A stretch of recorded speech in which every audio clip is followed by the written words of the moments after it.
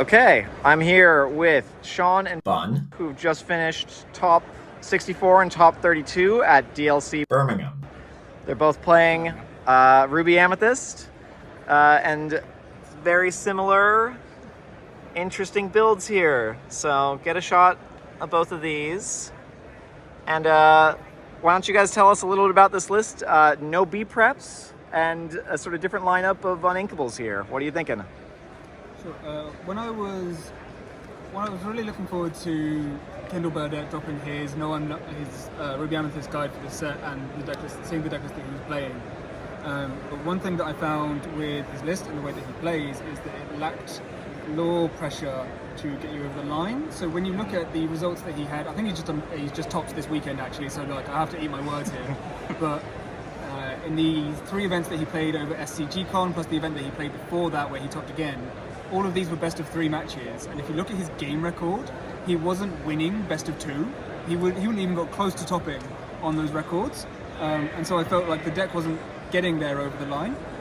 And so Gaz, who came up with this list, asked a fantastic question about a week before the event, which was, how do we find more ways to put lore pressure into it?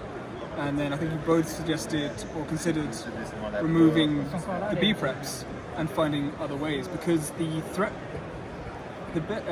best lore pressuring options that we have in terms of the big Sisu, the Scar, the Lady Tremaine, the big Elsa, these are also things that are helping us deal with our opponent's boards. And so you have to reshape and reconsider how you're going to play the game in absence of it. Which means that you end up playing a list which is taking advantage of the fact that every single other player in the room is always going to respect the possibility of a B prep, even if towards the end of game 2 they still haven't seen it and they're starting to get suspicious. They're not going to take the risk, and so they're always going to play a narrower board. And the idea from there is that you take advantage of that and you help them with that by then using the BKUs, the Tremaines, the Medusas, and all of the other options that you've got here, your Elsas and things, to keep that board as narrow as possible, so that even in matchups like Red-Blue, where they then sit there and drop that Tamatoa, you're there with the Beacons, you're there with the Tremaines, bounce the Tremaine, replay the Tremaine, you just delete the fucking board, and you delete all of that shit off the board. Oh, you should basically delete. It's like a Cyberman, you like shit off the board. All right, Sean, any other notes from you? Yeah, very much the same with the lore pressure. The Scar in particular can work as well as a be prepared, especially against some decks. But yeah, having the extra lore pressure with the Tremaine. I scarred a guy for 5 creatures. He inked a bare necessities, played his P. I went up to 7 and then scarred 5 off his board. So good.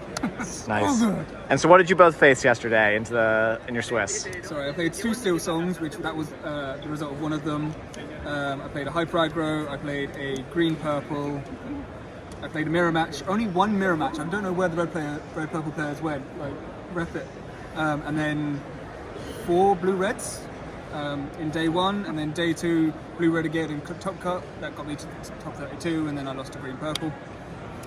So mine was 1 green purple, 1 steel purple, 1 red purple, 1 blue purple, 2 steel songs, 1 yellow green, 2 red blues, and I drew with the purple steel, the 2 steel songs, and the yellow green. The yellow green was probably the hardest matchup I had.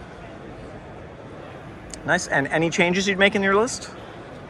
I would probably swap the ratios of castle and library. Yeah, I really wanted to play a 3rd brawl, but I just couldn't find any space where I was willing to drop something else in order to fit it, in the same way that you did. And the last changes I think I made in this deck was that I was at 62 cards with 4 and 2, and then I ended up cutting them down. Like, getting more location options would be great, because decks are really struggling to be able to answer and deal with locations currently, and I think that's why the red-purple guy that's actually now in the top 4 is doing so well, is he's just aggressively throwing out those locations. Got 4 libraries. Nice. And so that's something that we're going to be looking at quite soon. All right, and last up, any shout outs? I do have 2 other comments I want to make about this deck. Ooh, actually. Yep, go ahead. The concept of not playing B prep will make any red purple player sick, because it's just the biggest security you have in the game. That's also kind of a fallacy. what we found in testing after we started removing them was that any of the games that you're not losing because you didn't have B prep, but because you failed to answer the threats at some other point in the game. What we did find is that a lot of games where you sat there with B prep in your hand for so long that it ends up becoming a self-fulfilling prophecy where, because you were playing with one less resource and option in your hand in order to get yourself to your win condition, then you ended up finding yourself in a situation where you have to B prep. So if you do try taking them out of your deck, you will find that you miss them less. However, now that we've done this, I think more players will now be questioning during their matches, is this person playing the B preps or are they doing that weird thing from Birmingham? So I don't think this would work as well again. And then my shout outs is to you two for helping come up with this concept and being brave enough to sit there and say, maybe we should drop the B preps. I hated the idea of it at first, but we got there. To my cameraman currently, Justice, for pushing me to be better at this game, and helping hold me to a higher standard, and my partner for being willing to get up at 7 in the morning on a Sunday to drive me over here to play day 2, because I wasn't meant to be here. Thank you, Sean. Yeah, very much Gary again for helping with the deck, and again him and Mark for kind of the same as Justice was saying. Bunneh was saying that pushing me to get into this game and get better and progress. It's been really good. Nice. All right.